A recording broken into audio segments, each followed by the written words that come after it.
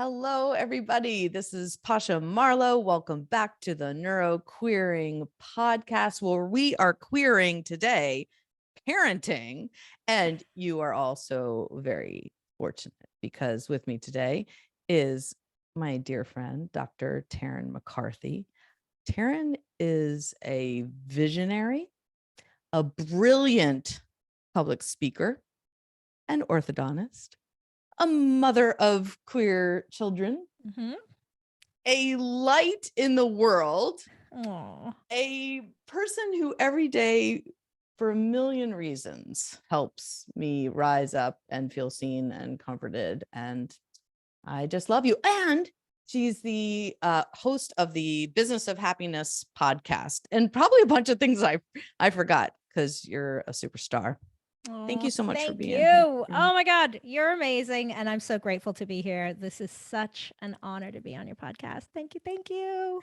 Yay. I always watch. I don't watch other people's videos very often because, I'm creating my own and I'm making my own content. So I don't absorb as much as I'd like, but every day I watch yours. Every day I see a post pop up, I watch it. And it's exactly what I need to hear all the time. Thank you for that, my friend. Yeah. Right back at you. I watch all of yours too, because I love that you bring some of these important conversations to the mainstream so that we can actually start having these important conversations that we all want to talk about. So thank you for bringing the hard things forward.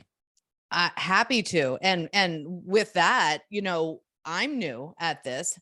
I don't have the most up-to-date inclusive language. It changes, as you know, all the time. And so I'm constantly maybe worried, and that's part of what holds me back sometimes in talking about difficult subjects, especially around queerness, because I feel like I'm new to the scene as a queer person and have been, in a heteronormative, hetero-facing, 2 marriages now, life for almost 52 years. And so it's really sometimes scary for me to step into it. But like you just said, I think it's important that we have the conversations, that we hold space for people to explore. And so apologies ahead of time if I'm not using the most up-to-date terminology.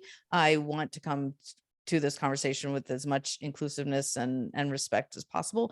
So we're just going to do the best we can with what we know. So I'm so glad you started with that, Pasha, because from the lens of a parent and a very heterosexual parenting couple that Killian and I are, when we were journeying into understanding what it was to raise children who did identify as being queer, that we had the same fear. I'm so scared always. I want to love my children. I want them to feel safe and supported by me. And I kept tripping over words and saying things that were hurtful or offensive. And then what we do, and I've noticed even with family members, grandmothers and aunts and uncles, is then we just avoid the conversation altogether. Exactly. That's the tendency, right? Like, I'm so scared I'm going to say something, so let's not talk about it at all.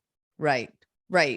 And that is exactly what we need to have courage to face, courage to maybe make a mistake, recognize it, have compassion for ourselves, and try again, make a new choice.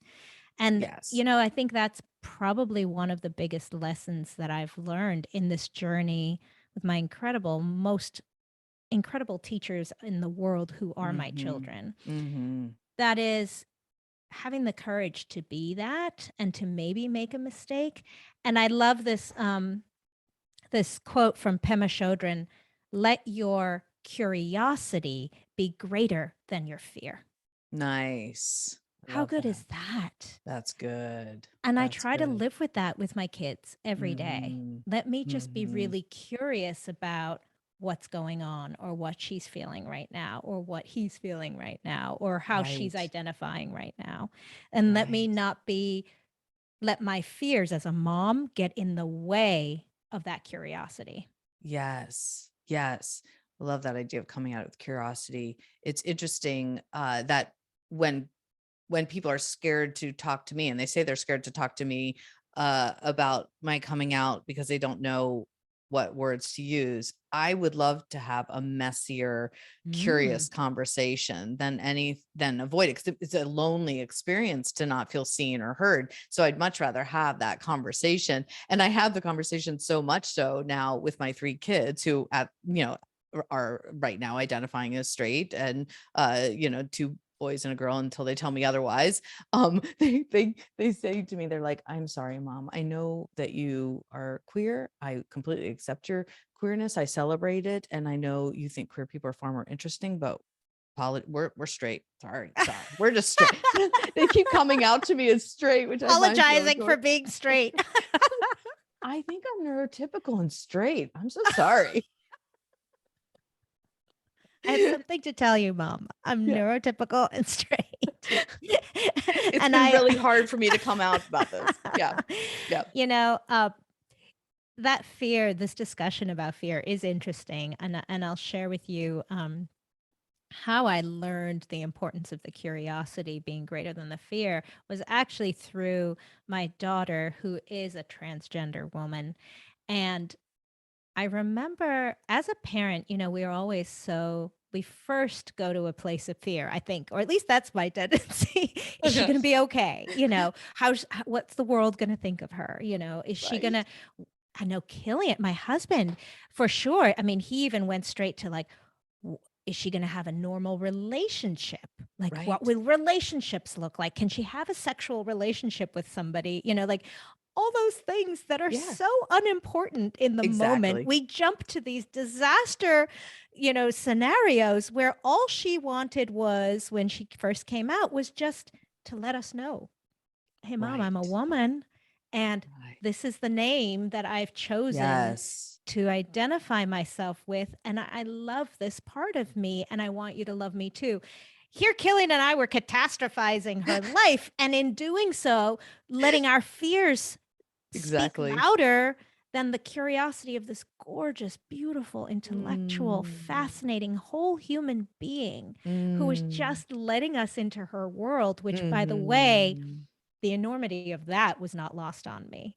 The enormity of her having the courage, talk about having courage to, come out at a young age. She was 15, and let us know that this is how she self-identified, when we had no evidence of that in our social world. We didn't have any friends who identified as transgender. We didn't have any family members who were transgender. So for her, the courage to face that fear was a lesson for me as a mom. Absolutely. And a lesson for us to be having these conversations about sex, gender, sexuality, even if the questions haven't started yet, to just start having the conversations on a day-to-day basis. A mutual friend of ours, Jennifer Wiesner, who's a sex therapist, says, talk about sex like pass the peas, and what do you all think about, using condoms? Just have this really natural conversation. And when we're watching shows together, a movie, if something comes up, and just allows us to open a conversation of curiosity, like, what do you think about the way that gay couple was portrayed in this show? And even if you do not believe you have a queer child, to continue the conversation, because they're having the conversations at school, and social media is teaching them. So I think it's so important for us to keep the lines of communication open. Absolutely. And especially this younger generation. I have so much hope, Pasha. I was talking to somebody the other day, and she was saying, oh, the world is so messed up. I said, you know what? I have so much hope because of my children. Because I see how they support one another in their classrooms. And of course, there are outliers, but let me tell you, it's more frequently the fears of the adults that are speaking through their children than anything else. But in terms of my children, even at the time, my daughter was 10 when my other daughter came out, and her understanding of gender fluidity. I mean, I didn't know gender fluidity. My 10-year-old was teaching me. Let me explain to you, Mom. Like, literally, they're having these conversations at 10, and they get it. They get it. So I am very hopeful for this next generation, because I think that understanding and that comfort and that permission Mhm. to have curiosity about one another and themselves and to be Mhm. courageous enough to explore that curiosity. I think that's the most beautiful thing. So I'm very hopeful. Absolutely. And and we live in Maine, Taryn and I, and so it's different depending on where everybody lives and the culture and the Yeah. environment. But even here, there's still a discussion, at least in the school district, my child is in, is whether or not the teachers are allowed to ask Mm. for for pronouns and without the parents' permission. And as of now, Mhm. they still need the parents' permission to use Hmm. preferred names, which of course could cause some trouble if the parents are not Yeah. aware or accepting. And so it's an interesting conversation, queering education too. And I see some progress, but have you noticed in the school district where your children go to school that the school is adapting and inclusive? That's a great question. And, I do just want to take a moment here to shout out to all our teachers and educators because, my Yes. God, this is one of the most difficult jobs. And I Oh, think we still, yes. to this day, even after COVID, do not value you enough. So Mm, thank you, thank you, thank you, thank you, yes. thank you, thank you, Thank thank you. you. And as a good friend of mine, Jen Rafferty says, our teachers are not superheroes. We like to call them superheroes, but they are human heroes. And Yes. they have their own set of fears and growth Yes. points. And let's please recognize that. And so I'm so grateful every day to the men and women who teach my children. Mm, But let me just say that our experience has been incredible. We've had a good. few teachers that were not as open minded, Hmm. and it has been a great source of learning for my children. Hmm. When we have recognized that those teachers may not have the right language or may say things that are hurtful, it's given us an opportunity of understanding, how do I advocate for myself? Right. How do I recognize that I am worthy and work on my own self worth and not need your validation, but also know and have the courage when I can stand up for myself and say, this hurts my feelings. And please recognize and respect me in this way. So it's been a good learning experience in that regard. And I think as a parent, my goal is always to empower my children because one day they're going to fly away, as two of yours Darn, have. they do. Darn it. I Yes. know, beauties. Um, but at one point, these incredible humans of mine are going to live outside of my house and they're going to come across this. So I actually have Yes. not been so upset when we found those opportunities of Good. learning and discovery. Yes. But overall, I must say the teachers have been incredible. So good to hear. And do you feel like the self agency and advocacy skills that your children are learning in school, have you seen them transfer into other, I'm thinking about medical appointments when we need Yeah. to constantly advocate for ourselves, or other social situations? Have you seen that translate into other arenas? Absolutely. I think that they find safety in their school. It is their reality, it's their day Mm-hmm. to day. So I think that even feels safe. So going outside of that is another whole level Yeah. of advocacy, right? Yes. I'm thinking of my daughter who has been running on the women's cross country team. And when we went to states, regionals, every one of those levels felt a little scarier because Ah, that new world that had eyes on her was yes. was a new opportunity to practice her courage, practice her self-advocacy, and it felt more and more vulnerable. Mm-hmm. Because now we're maybe opening ourselves up to people who we don't know, and we don't know what their perspectives are or what they think about a transgender woman running on a cross country team against their daughter and maybe winning. That I remember Mm-hmm. that being a big fear, Yes. that idea of, okay, I can feel comfortable with myself, I can be proud of myself, but can I win? Like that fear of, can I shine Interesting. too bright? You're right. That was very activating for her. um Mm-hmm. so I think Mm-hmm. every one of those steps is an opportunity for us to support our children in terms of gaining their own courage and self advocacy. And really, if you think about it, that's all we do as parents anyway. Yes. Like how to feel how to recognize safety, how to feel safety, how to establish safety within your own nervous system, and then to do it the next step and the next step. I'm remembering when we went to Spain when the kids were little and they were ordering ice cream and, in Spanish. Like, those are things we do. We ask our children to put themselves safely outside their comfort zone in an area to grow. And once again, we're talking, it brings me back to the idea of fear. As a parent, if I put my fear ahead of my curiosity, I wouldn't allow them to take those steps and grow Right. and expand those opportunities for being who they are in a new, slightly scary environment. At least we're still in Maine. So, Right. yes, you're Exactly. running for states, but we're still in Maine. This is safe. So, get comfort in this level so that you can give your body evidence that, all right, I did something scary and I'm still okay. That evidence that we give ourselves is so important so that next time we step into a scary arena, we have some background history of, oh, I can do these things that are difficult and activating and still be me and still love myself through it.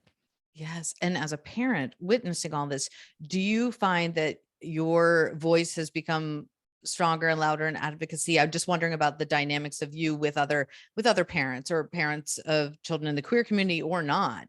I'm just curious how that's changed you and Oh, your voice. yes, Mm-hmm. absolutely. I mean, the permission that my children gave me Mm, to have curiosity, even for mm-hmm. myself. I mean, you and I Mm-hmm. have had this conversation, and looking back now, I most definitely identify as being bisexual. I mean, I never gave myself that permission in the Mm-hmm. past.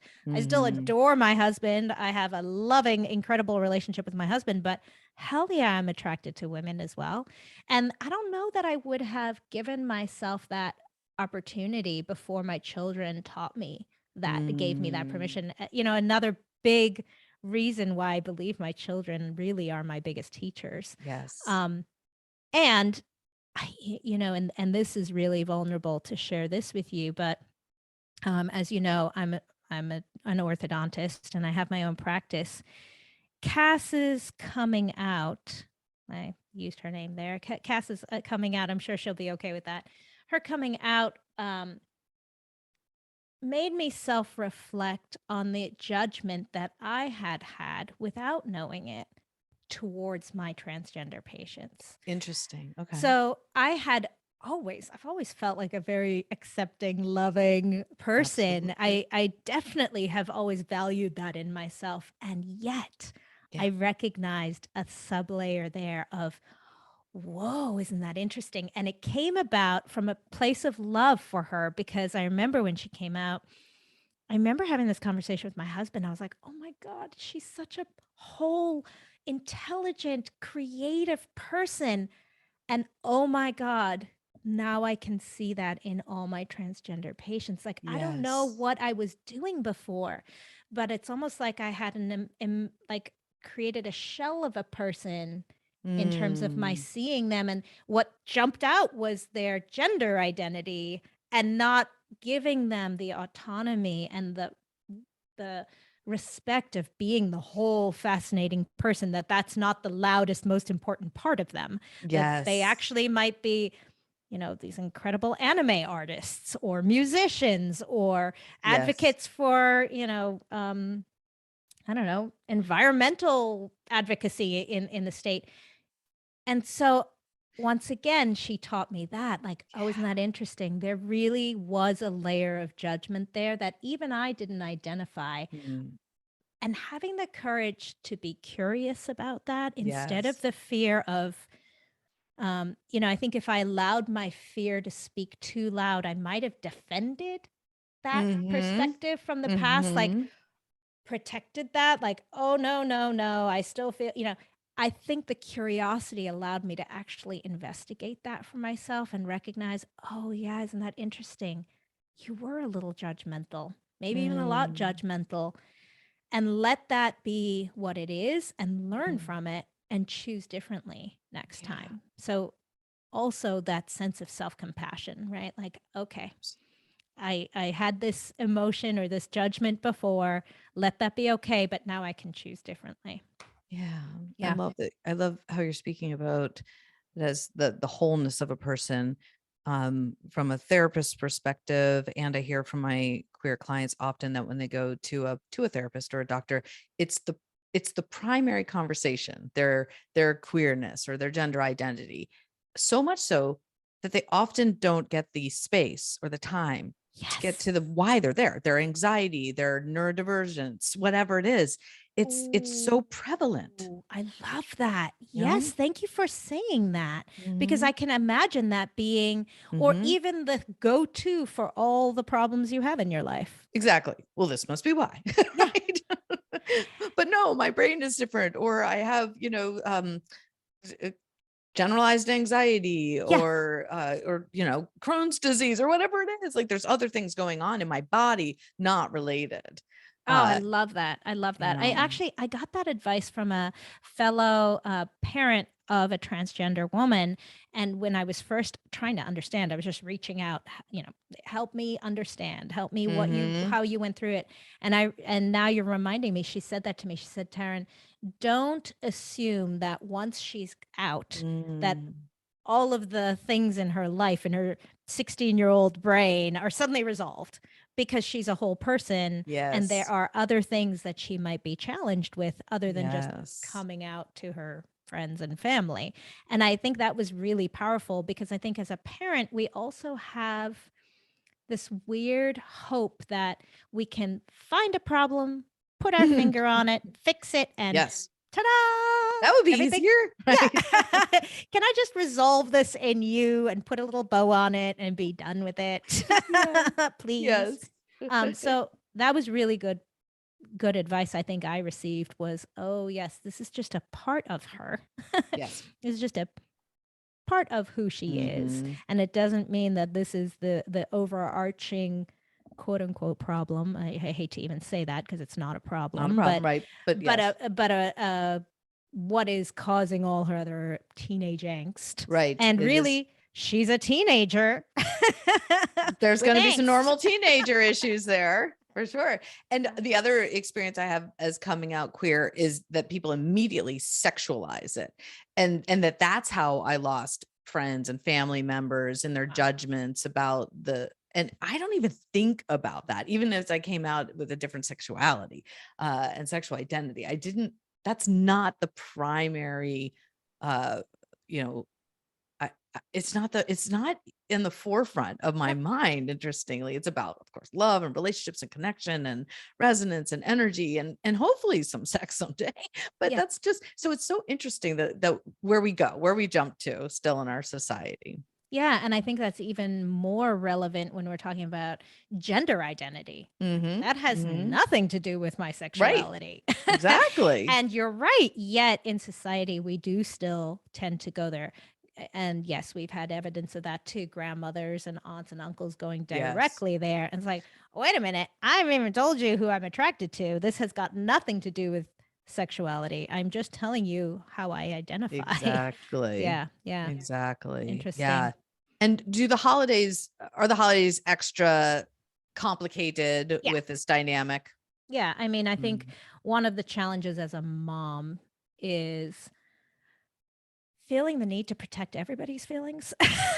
I got to protect, I want to protect my daughters, obviously. So the misgendering is very triggering for her and painful. And so we do a lot of conversations with extended family, because different generations are very slow to fully, even though they might be enormously accepting, their changing of their language is slow. It's an Mhm. uphill battle.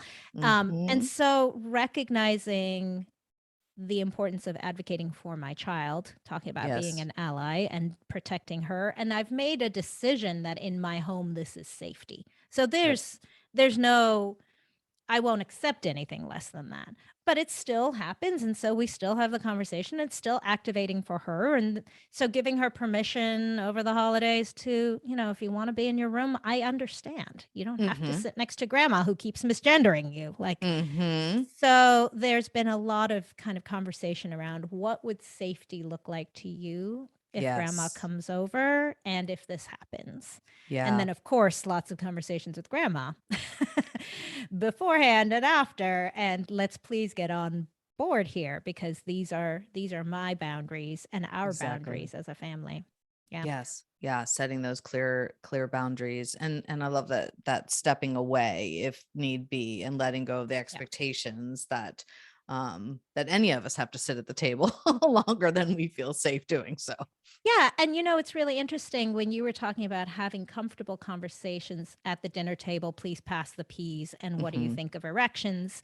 That Hmm. I think we've had those conversations with grandma and grandpa at the table. And I actually think that that's been very helpful too. Good. Hmm. At first, and I think, I don't know if it was my kids bringing it up for shock factor, or they wanted to see what grandpa's response would be about anal sex. Like, I think we've had those moments, but we've Hmm. normalized them, because I've realized, oh, actually, we need to have these conversations so that we can catch this older generation up to speed, so that Hmm.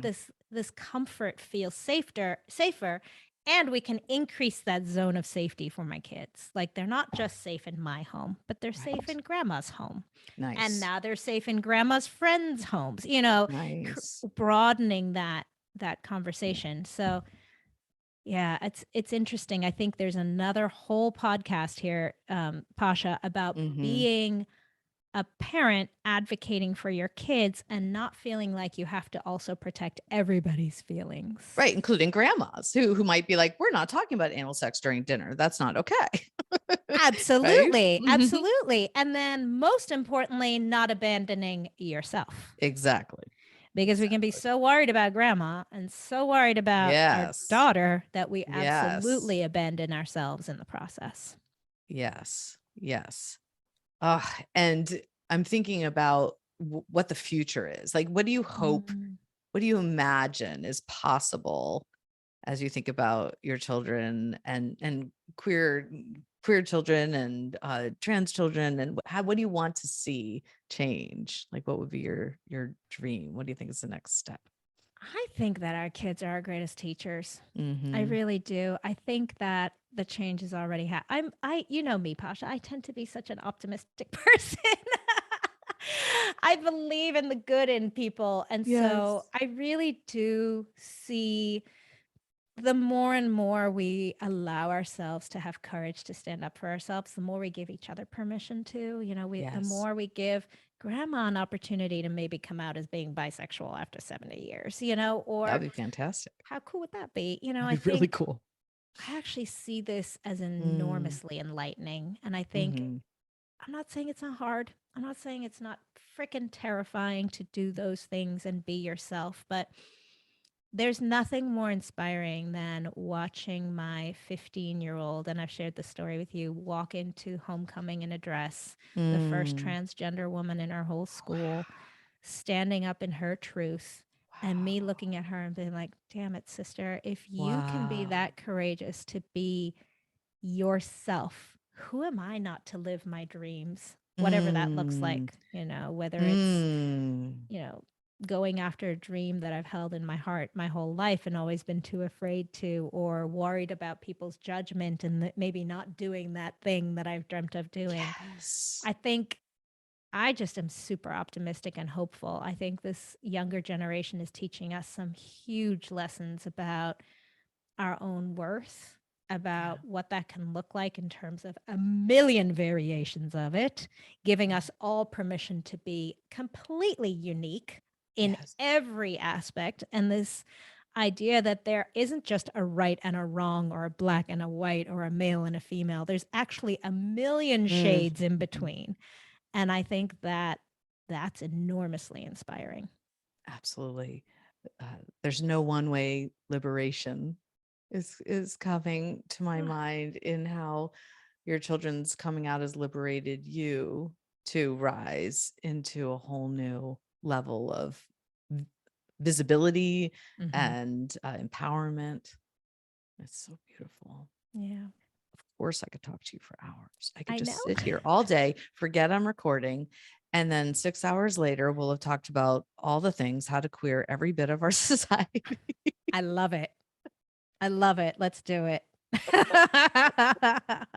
Oh, Pasha, thank you for doing this. This is such important Absolutely. work. I'm so grateful to you. Thank you. Thank you so much for coming on the show and for being my friend and for being the visionary, optimist, happy person that you are. You remind me of the power of humanity and the goodness of humanity every day. So It's there. I appreciate you. Thank you. I appreciate you too.